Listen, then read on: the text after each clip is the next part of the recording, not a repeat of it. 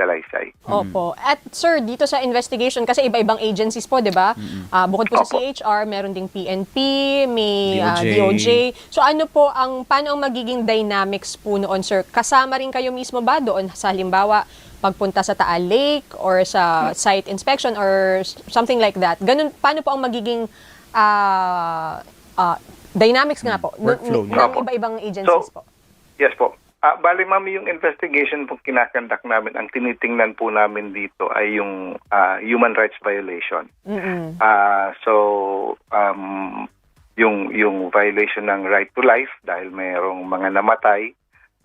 So yun po yung aspeto, yung human rights violation. Now, in the course of our investigation, pagka meron po kaming makita na kaakibat na criminal violation doon sa kaso, ang gagawin po namin doon ay yung aming final investigation report, i-furnish po namin ang Department of Justice para baka sakaling yung aming findings doon sa criminal aspect ng case ay makatulong doon sa preliminary investigation na gagawin nila. Ganun din po yun kung halimbawa may makita kami na halimbawa meron talagang involved na members ng Philippine National Police. So kung meron po kaming makitang para administrative violation, i-refer naman po namin ito sa Office of the Ombudsman. Fine-tuning in our office para mas lalo tayong makatrabaho.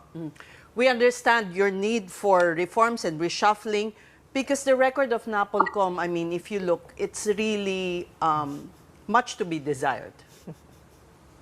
Thank you for being sweet about it. But let's just say na malayong-malayo pa sa ideal. Ang kailangan tayong magsimula sa admission malayo talaga.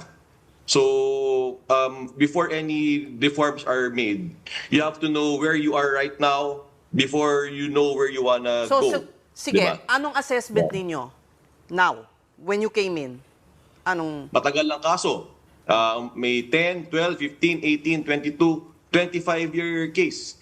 In fact, what I've done is to issue show cause orders. I think I've issued 3 and I've formally charged one of our lawyers. In other for words, hindi release. natatakot ang pulis sa NAPOLCOM? Kung dati hindi, una, dapat naman hindi naman katakutan kasi ang NAPOLCOM katuwang ng pulis. Hindi tayo dapat nananakot ng pulis. We are the big brothers of the PNP. Kung may gumawa ka ng masama, dapat matakot ka. Ayun talaga. May shoot ka sa balde if you do something really bad. But what the real thing is, for the PNP officials who do good, they should be praised.